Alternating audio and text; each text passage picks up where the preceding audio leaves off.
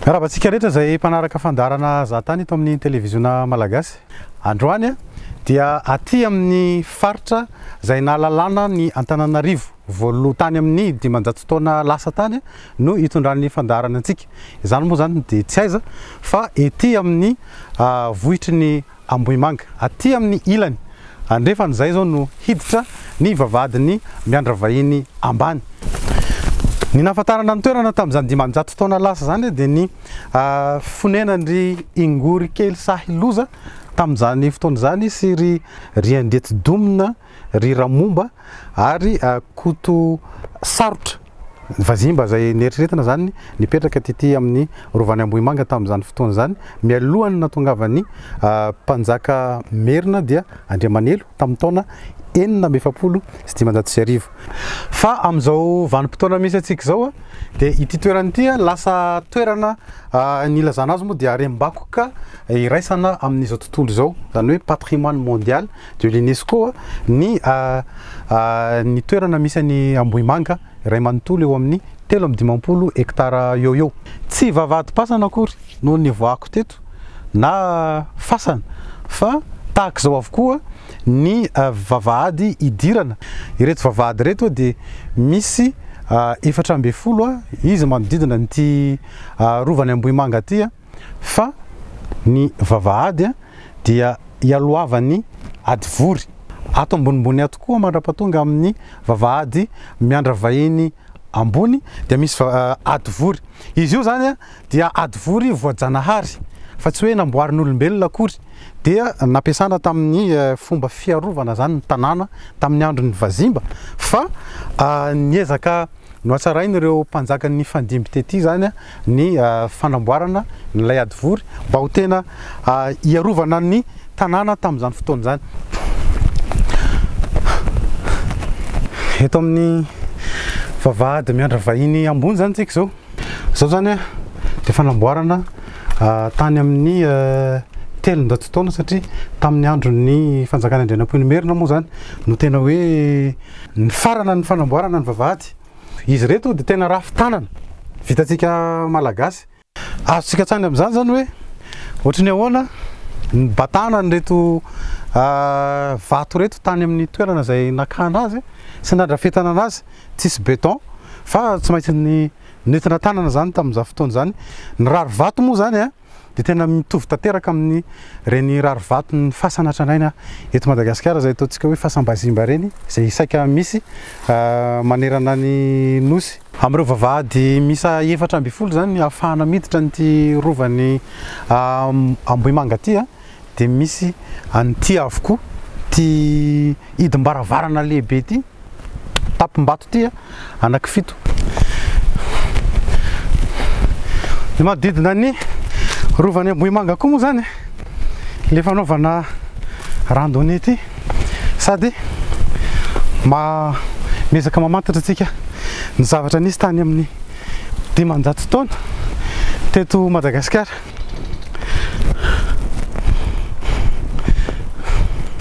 Le loharano misy antsika ety zany antsoina hoe andrano maneto rehefa manao randonnée na mitsangatsangana ety amin'ny rovan'ny Ambohimanga antsika. Tsara ny lalàna an'izany fa tena tena hoe andranomboangy raha mijery tsara antsika dia izao mihitsy ny fizotran'ny rano avy any amin'ny vatolampy any rehefa mitsika ao anatin'le nappe phréatique. Izy somary ritra kely moa zany izy zao satria ny andro ao anatin'ny lohataona antsika eto Madagasikara dia miena ilay loharano zany. Izay ny zava-dehibe ny tokony rovana an'ireny atiala manodidina ny vatolampy moa zany na manodidina ireny tendrombohitra ireny, satria rehefa miamiana ny rotsakorana amin'ny fahasimban'ny tontolo iainana eto amintsika, fahasimban'ny ala raha ny marimarina kokoa, dia lasa miamiana ny rano mivoaka amin'ireto loharano reto izay avy amin'ny nappe phréatique fitsihan'le ranon'orana mandritra ny fahavaratra iny, dikan'izay koa miamiana ny rano tonga any amin'ny tanimbaritsika. Tawary miakatra ihany, miakatra hatrany atapony ihany. 300 metatra teo eo raha avy any ambany zany izay ditongotra nataontsika zay. Fa zao ty toerana ity ny tena mitovy aminy zany ohatra ny akory na sifitra ozy izy tsika de raha azo tsika sara tsaina anazy io zao ny tanako de eto zany tsika zao de tsika teo tany ambany miodina ohatra zay zany de mandrapatonga any ambany miodina mivelatra zay vao tonga any ambany any ndray de eto amin'ny tapony tsika zao yakatra any amin'ny tendrony ny toerana moa zany dia tahaka ny patrimoine mondial rehetrarehetra tsy maintsy miaraka amin'ireo mpitaridi mba ahafahantsika mahazo tsara ny fanazavana an'ireo zavatra misy atsika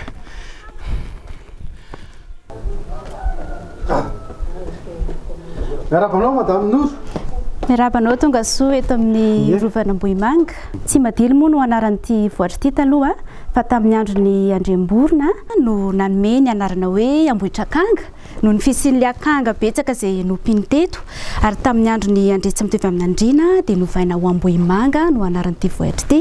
Ambohimanga moa zany dia midika hoe vohitra tsara, vohitra mahafinaritra. Dia teto Ambohimanga dia efa nisy rova anankitelo, nisy ny rovan'ny Bevato, nisy ny rovan'ny Nanjakana ary ny rovan'ny Mahandry izay hito mbola ho tsy dia antsika ito. Izany hoe ny rovan'ny Bevato sy Nanjakana efa tsy hitantsika intsony satria tamin'ny andron'ny Ranavalona voalohany dia may ireo rova ireo. Maromaro ireo fanjakana no tanisana zany tamin'ny andohan'ny fandarana ity.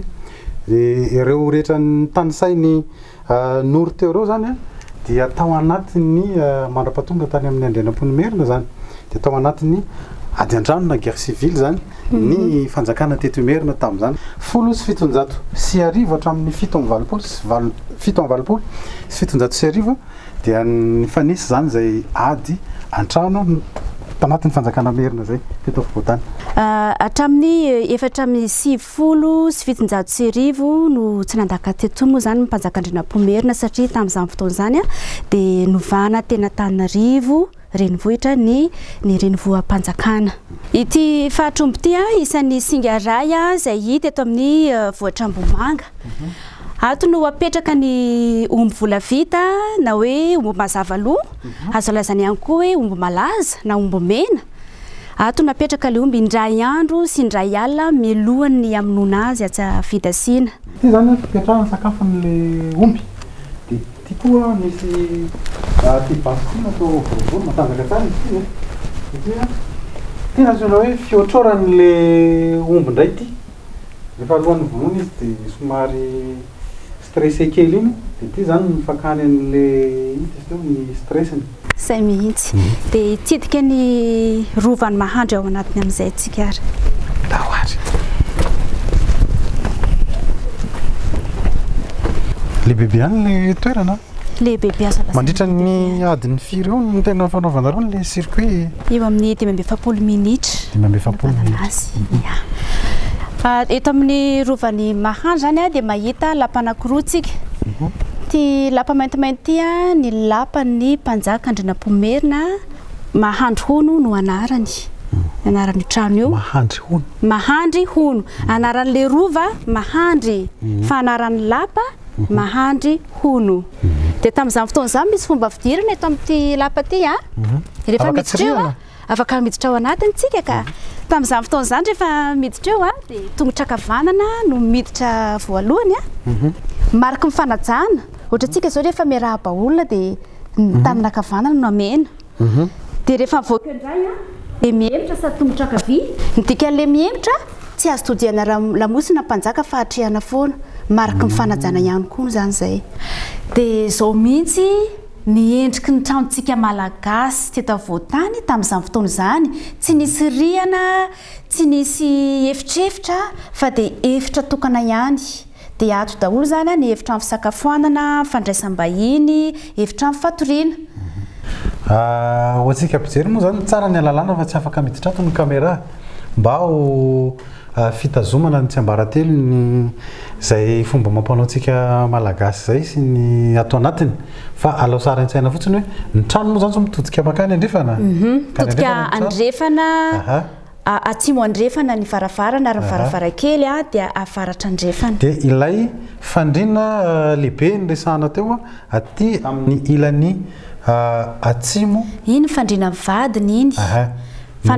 misy azy dia ny anazy ato amin'ny ilan'ny Avaratra Atsinanana no misy azy fa aty amin'ny ambony misy totohatra zany miakatra aminy somary avo toerana izy ato eo amin'ny 2 metatra eo angambany miala ny tany misy azy ty dia misy fitaovana be dia be ato nampiasana tamin'izany daholo ve reto fitaovana reto noro dia hitantsika ity dia tamin'ny andro ny mpanjaka Andrinampomerina misy vilia sy vilany vita tamin'ny tanimanga lavalava ny varavarakely dia ato amin'ny ilan'ny avaratra indray misy azy avaratra andrefana indray misy anazy ny fatana dia fatana anankiroa zany ny ato fa misy support vato anaky 5 dia ato amin'ny ilan'ny andrefana no misy ny fitaovam-piadiana rehetrarehetra ny lefina ny aro vatana ny aro tratra zany ny misy lefina anaky fitsika zany zao anaky enina ny ato anatiny dia ny ato amin'ny ilan'ny atsimo indray misy ny fitaovana rehetrarehetra ilaina amin'ny fandrahoana ilay karazana totohatra zany miakatra amin'ilay rihana farany ambony ary amin'ny 5 metatra ry farany avo indrindra amin'ny ilan'ny Avaratra Atsinanana ty trano ty zany no misy an'ilay fiafenana misy karazany ato 1 2 3 4 5 6 fitony ato miaraka amin'ny angady eny ary ohatra zao ndray zany rehefa mivoaka zany hoe tongotra kavia zay vao mivoaka mariky ny fanajana tamin'ny andro mpanjaka fatandreo so mijery tamin'ny andro mpanjaka no nanao an'izay zay zany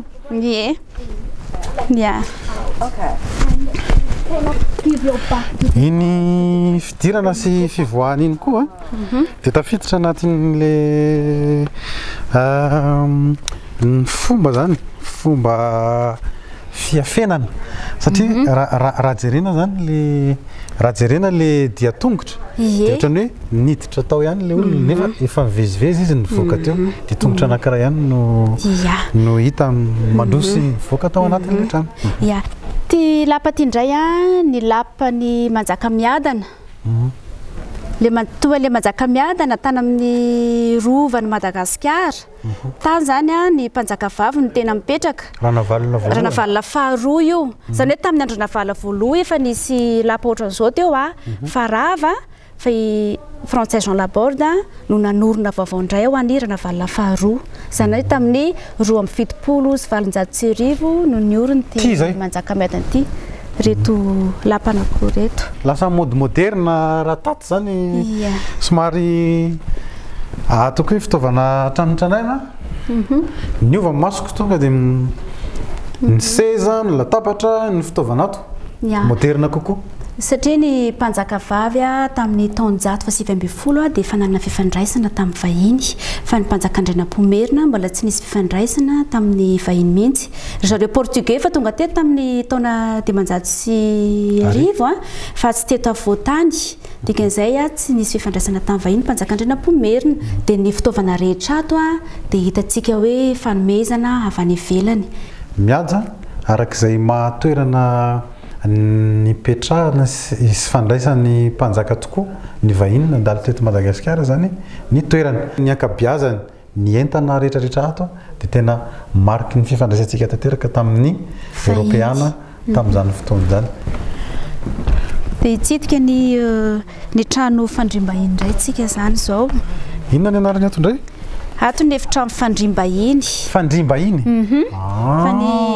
efitrano fandrian'ny mpanjaka any ambony atsika moa zany mahita farafara anankiroa farafara miendrika sambo hoe lit bateau dia misy koa ty fandriana crety antsoina hoe lit baldaquin dia anankiroa ihany zany fandriana titsika ato ka nafiry vahiny tonga eto dia antonona tsara ty fandriana anankiroa ty satria tamin'izany fotoana zany ny olona zany tsy matory mitsilay satria matahotra izy hoe izay no le position des morts dia matory miorirana zany ny olona sady raha sendra misy trangan-javatra miseho tapoka dia ino moramora ny itsanganana dia tsy mba matory mitsilay ny olona fandrinao n'olona tokana fa arak'izay hoe fomba fiainana tamin'izany fotoana dia olona efatra zany tafiditra amin'izy ty Tsika ny efitrano fivorian'ny ministra tamin'izany tsika tamin'izany fotoan'izany moa anankivalo ihany nisan'ny ministra tamin'ny fotoanan'izy io tamin'ny fotoanany ranavalona faharoa no resahantsika zany rehefa miresaka amin'ity lapity tsika ny analo tonga dia mahasarika anahy le nitazamaso rehetrarehetra ny vue fa tamin'izany fotoan'izany rehefa te hijery ny vue zany dia tsy maintsy mivoaka eny amin'ny lavarangana mihitsy Prime Ministre Ala Atsinanana moa no mitarika ny fivoriana tao tamin'izany dia izao ndray zao tsika dia hitsidika ny efitrano fandrinan'ny mpanjaka ranavalona faharoa ia mahafinaritra be makany varatra atsimo makana zay ny fandrinato zay ny fandrinato tsy mitovy amin'le fandrina tao amin'ny efitrano mpanjaka andrinam-pomerina fa ny mpanjaka vavy efa nanana fifandraisana tamin'ny vahiny tsy nanaraka loatra tsony an'le hoe ery amin'ny zorona ary ny kidoro kapoaka ozy izy tsika na hoe pamba no nanasesefana ny kidoro tamin'izany pamba rehefa nitsidika an'ireto lapa ny ranavalona faharoa mpanjaka vavy reto zany dia tena hita manamarika indrindra izay fifandraisana zany tamin'ny ireo firenena tandrefana eto amintsika amin'izao fotoana izao eto ndray tsika dia mahita an'ireto tangoro-pasana ireto izany hoe rehefa ny ambony mpanjaka dia nafenina teto fa tamin'ny 570 dia nafindra ny frantsay général Galeny tany amin'ny rovan'i Madagascar ny taolambalo rehetra teto dia ny fasan'ny mpanjaka moa dia misy trano hazo ohatr'izao foana eo ambony satria tamin'ny mpanjaka rehefa maty ny mpanjaka tsy atao hoe maty fa miamboha dikan'izay dia hoe ny vatany no maty fa ny fanahy mbola miaina ka araka ny finoany andrinam-pomerina ato dia araka ny finoan'ny mpanjaka tamin'izany dia ny vatana izay maty dia afenina na miaina ato amin'ity vato izay tsy miaina intintsony fa ny fanahy izay ninono hoe velona dia inony fa ato anatin'ity trano hazo ity ato anatin'ny akora miaina ny hazo zany natao hoe akora miaina dia izy koa ato andrinam-pomerina zany ny ato andrinam-pomerina moa zany zao ny ato dia andriambelo-masina dadabeany sy andria tsy mitovy amin'ny andriana dadabeany no miafina ato ary le anankiray voalohany le voalohany atsindray ho an'ny vehivavy natokana ho an'ny vehivavy io ho an'ny reny sy ny vadiny ireo mpanjaka teo aloha ny fianakaviana zareo zany fianakaviana akaiky dia amin'le anankiray voalohany io misy an'le fotsifotsy ny tao no fikarakarana ny vatamangatsika n'ireo mpanjaka miamboha zany tamin'izany fotoana zany tao zany no mampandro anazy tao ny no mamoraka ny ao anatiny satria ny mpanjaka rehefa maty dia esorina ny taova ao anatiny dia alefa ary amin'ny dobo-masina ety amin'ny rovany Ambohimanga ety ty dobo-kely ity dia efa tamin'ny andro mpanjaka andrinam-pomerina le kely fa le dobo lehibe tamin'ny androny mpanjaka vavy efa tamin'ny andro ranavalona voalohany mihitsy dia tamin'izany fotoan'izany ankizy vavy madio mbola velondray aman-dreny no mitaona rano andron'ny mpanjaka ny dikan'le hoe madio dia madio ara-baky teny olona mbola tsy mahalalala dia fa ranorana izy io fa misy le olona le mbola manao an'le fomban-drazana mbola maka an'io rano io roa metatra miala ambany azy zany mahay milomano koa zany tsy atao filomanosina mihitsy io fa misy tohatra zany idinany dia milona fotsiny zany izy io natao ohatran'ny karazana réservoir na fitobiana rano andron'ny mpanjaka izy andron'ny mpanjaka sy mety misy ilana mety sanatria famaizana tamin'ny taona 2021 no tafiditra tao anatin'ny lisitry ny rafitra iraisam-pirenena mpiahy ny fampivoarana ny fanabeazana sy ny siansa ary ny kolontsaina na ny UNESCO ho harem-bakoka iraisana amin'izao tontolo izao ny rovan'Ambohimanga izy no harem-bakoka iraisana amin'izao tontolo izao sokajy kultoraly eto Madagasikara araka ny soatoavina manokana sy tsy manam-paharoa maneran-tany mampiavaka azy na valeur universelle exceptionnelle ananany. Harem-bakoka natoraly manana roa i Madagasikara. Ny taona 7 no tafiditra tao anatin'ny lisitry ny harem-bakoky ny UNESCO ny Ala Atsinanana. Valanjavaboaharim-pirenena enina mitotaly velarana hatramin'ny 707 sy 704 hektara no tafiditra ao anatin'ny harem-bakoka Ala Atsinanana. Andoaela, Andringitra, Marojezy, Masoala, Ranomafana, Zahameny. Nanomboka ny taona 12 dia nokilasian'ny UNESCO ho harem-bakoka iraisana amin'izao tontolo izao miamarefo na tandindomin-doza ny harem-bakoka natoraly Ala Atsinanana.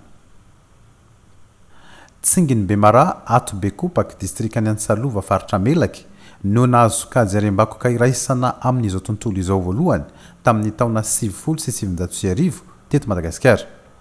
Ny Tsinginy Bemara dia vato sokaina calcaire noforon'ny fossile sy akorandrika maty tany ambany ranomasina tany amin'ny 200 tapitrisa taona lasa. Avy eo novolavolainy ranonorana nandritra ny 5 tapitrisa taona lasa hatramin'ny niforonan'ny endrika tazana amin'ny ankehitriny. Ny Tsingy dia anisan'ny toerana na faritra voajanahary manaitry indrindra eto Madagasikara. Manakarazam-biby 777, 337 zava-maniry. I Bemara no sy ny benindranon'ny faritra iva manodidina azy hatrany manamboly maty ka nisokajina azy ihany koa ho faritra mando eto Madagasikara. Noho ny toetoetra ananan'ny Bemara saika itovizany amin'ny faritra amin'ny ilany andrefan'ny Madagasikara dia Valanjavaboaharim-pirenena 5 no neken'ny komity mpandinika ny harem-bakoka iraisana amin'izao tontolo izao handrafitra ny alandrefana ao anatin'ny lisitry ny harem-bakoky ny UNESCO nandritra ny fivoriana 5 natao tany Riyad, Arabie Saoudite ny 10 hatramin'ny 15 ny volana septambra 2022. 774 sy 307 hektara rehefa tambatra ny velarany tsy manam-pesotsy Ala Mikea, Bemara, Ankarafantsika, Valanjavaboaharim-pirenena sy tahirin-javaboary manokana réserve spéciale Ankarana, Analamerana tafiditra ao anatin'ny harem-bakoky ny UNESCO iraisana amin'izao tontolo izao na patrimoine mondial de l'UNESCO ao amin'ny alandrefana. Marabanao monsieur le DG. Rahabajavoko. Averiko fanondroana le fiarabana tamin'ilay fahazahoana ny patrimoine mondial de l'UNESCO teto anivon'ny MNP Madagascar National Parks. Mankasitraka indrindra. Eny ary tokoka. Anaky efatra be izao ny Valanjavaboaharim-pirenena miampy n'ilay réserve naturelle anankiroa zany hoe efa ho 7 hektara nahazo nisokajy ho vakoka iraisam-pirenena vakoka maneran-tany nisokajin'ny UNESCO moa zany. Ahoana marina moa ireo masivana nazahoanareo an'izany. Ny zava-dehibe dia zao misaotra aloha amin'ilay fiarabana dia za koa eto dia miarahaba ny firenena malagasy mpitondra fanjakana ny ministera fa dia nahazo label anankiray indray zany tsika dia io label ny alandrefana io fa amboariko kely fotsiny le resaka hoe mijanona hotelo ihany aloha ny label atsika eo amin'ny patrimoine mondial satria manantsika ny tendrombohitry Bemara atomboko any amin'ny culturel angambany dia ny Ambohimanga dia manantsika an'ilay ny Ala Atsinanana dia ity tsika manana ny alandrefana.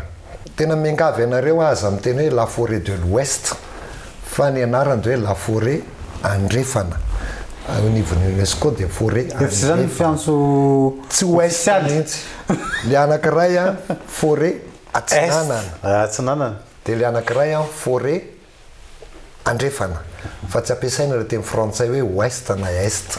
Écorégion izy ny terme scientifique eto amintsika mizara roa, tsy roa fotsiny moa fa ireo fotsiny navahako hoe misy ny Ala Atsinanana dia misy ny ala andrefana zay tonontsika matetika amin'ny hoe ala maika amin'ny ankapobeny nahazo an'ity label anankiray ity tsika dia ny patrimoine de ala andrefana zay tsy inona fa fanitarana an'ilay label efa azontsika tamin'ny taona 770 tamin'ny taona 770 no lasa patrimoine mondial ny valanjavaboaharin'ny Bemara.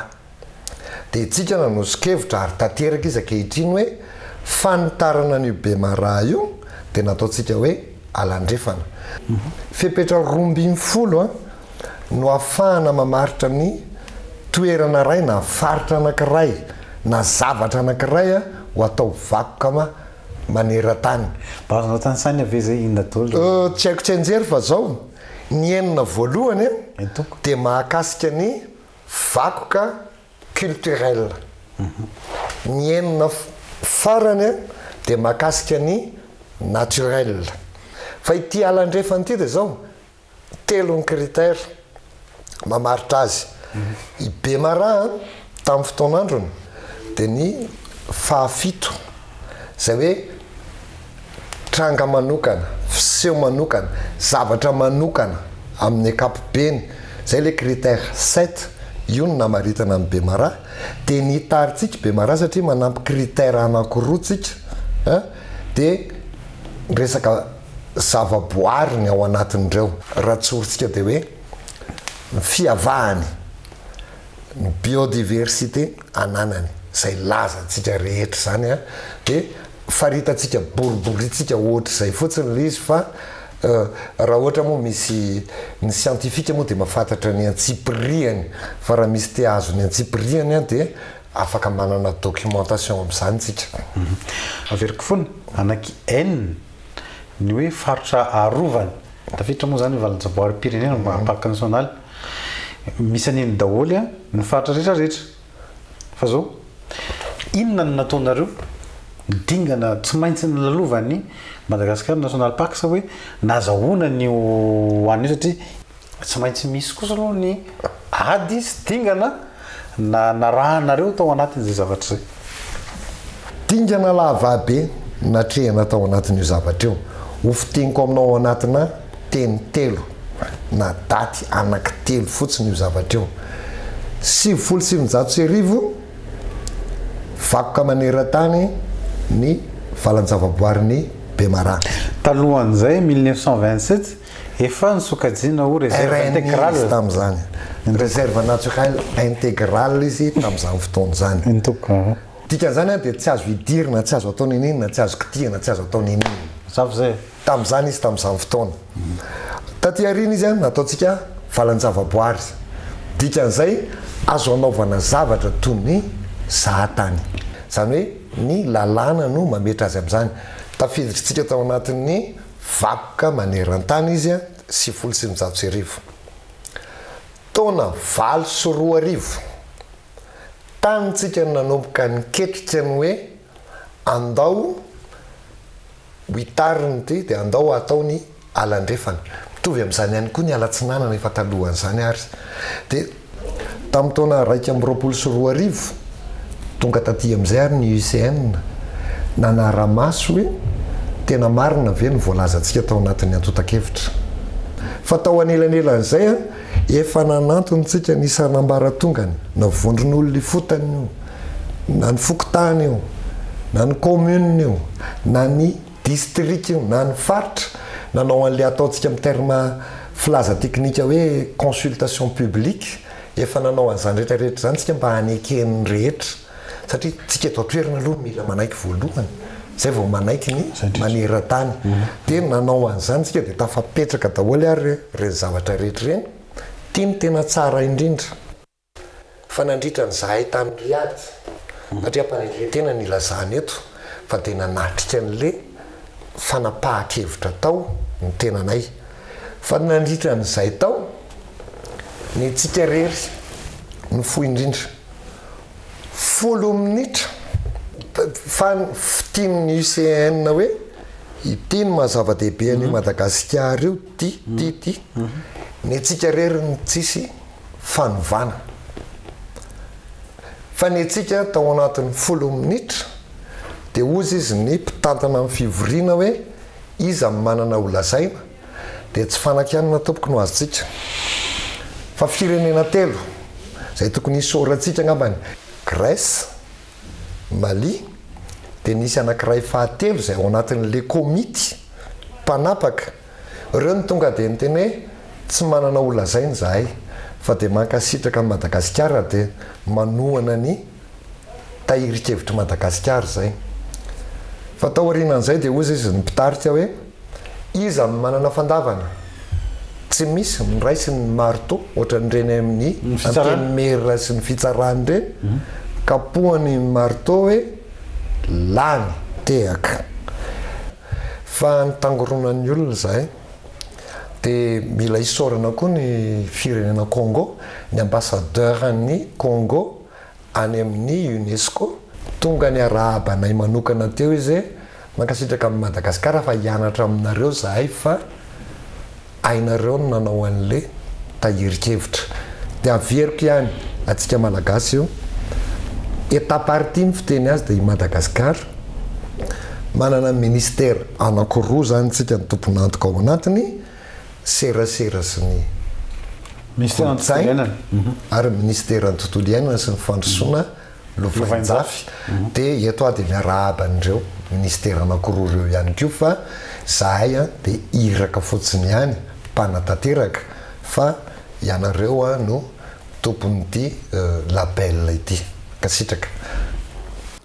Rehefa atambatra ny velaran'ny faritra na Valanjavaboaharim-pirenena misy 12 tafiditra anatin'ny harem-bakoky ny UNESCO dia mahatrantratra amin'ny 7 mahery hektara amin'ireo valanjavaboary 370 tantany ny Madagascar National Parks.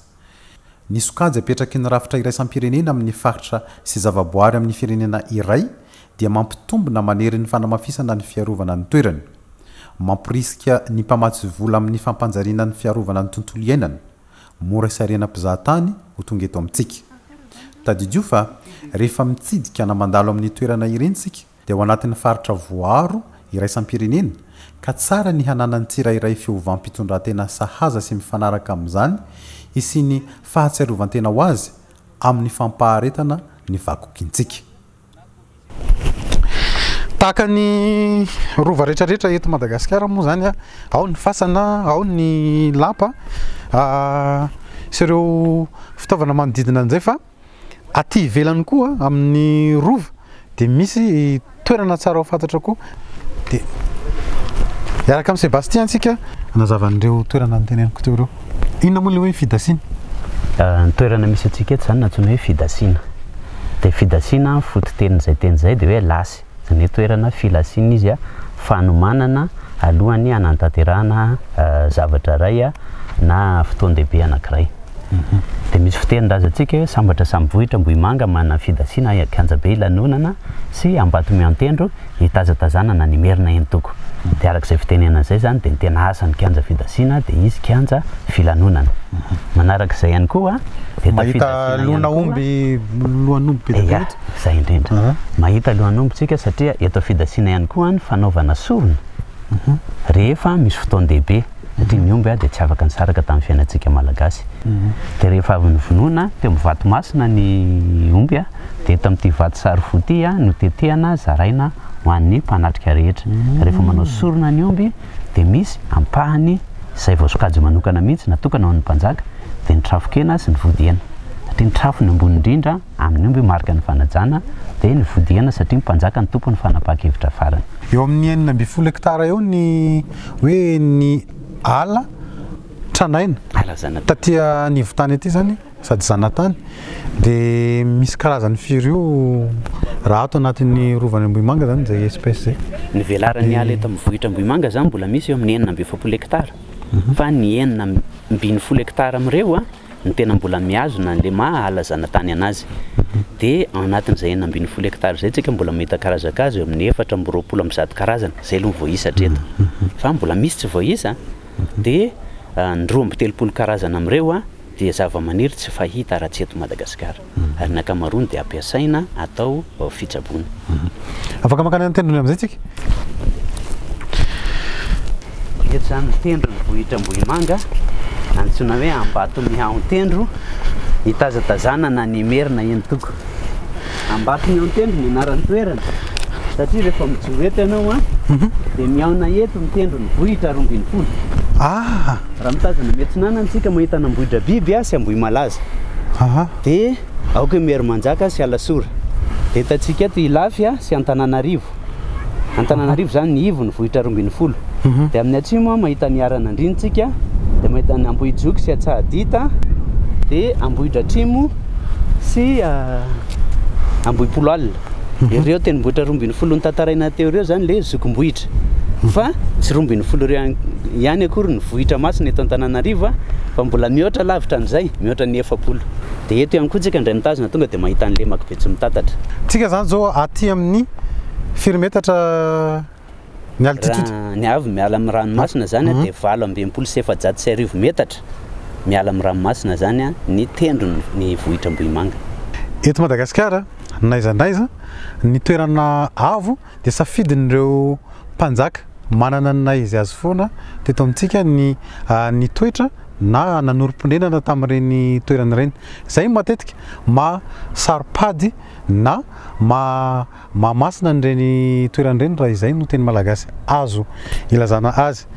Ity toerana ity dia toerana anankiray ao anatin'ny ireo patrimoine mondial na harem-bakoka iraisana amin'izao tontolo izao misa 770 sy arivo maneran-tany. Tsika teratany malagasy no mbola betsaka tonga mitsidika an'izao toerana mahafinaritra zao ary azadino fa ny fitsidianao ny toerana tahaka izao ihany koa no mamelombelona sy mamerina ao anatin'ny saitsika ny tantara ny fomba amampanao maha-malagasy antsika rehetrarehetra. Ny toerana dia misy fandaminana mifanaraka tanteraka amin'izay toeram-bakoka iraisana amin'izao tontolo izao azy izay satria saropady ny zavatra atao anatiny ka izay no mahatonga n'ireo ataoko hoe ny fandaminana amin'ny fandoavana ny sara-pitsidiana ity somary lasa niataka kely ny toerana amin'izao fotoana izao ary misy sakana indroa miataona zany zay voatonga aty amin'ny rova zany tsika amin'izao fotoana izao. Io dia tafiditra indrindra araka ny fanazavan'ireo tompona andraikitra mpitantana ity an-toerana tafiditra ao anatin'ny fandaminana amin'ny mahavakoka maneran-tany na vakoka iraisantsika amin'ny zao tontolo izao an'ity toerana ity. Isaorana ireo mpiara-miasa izay nafanana ny totosan'ny fandaharana teo anivon'ny Madagascar National Park sa sy teto anivon'ny Oscar na ny office du site culturel ety amin'ny rovan'ny Ambohimanga. Ny ireo mpiara-miasa rehetra izay nahafahantsika nianoka ny akanton'ireny toerana ireny dia ny mpakasary Fenora-Andriamalala Gandier Slim manome fotoana antsika toko klasy toko vavy ho amin'ny fandarana manaraka indray. Veloma toko.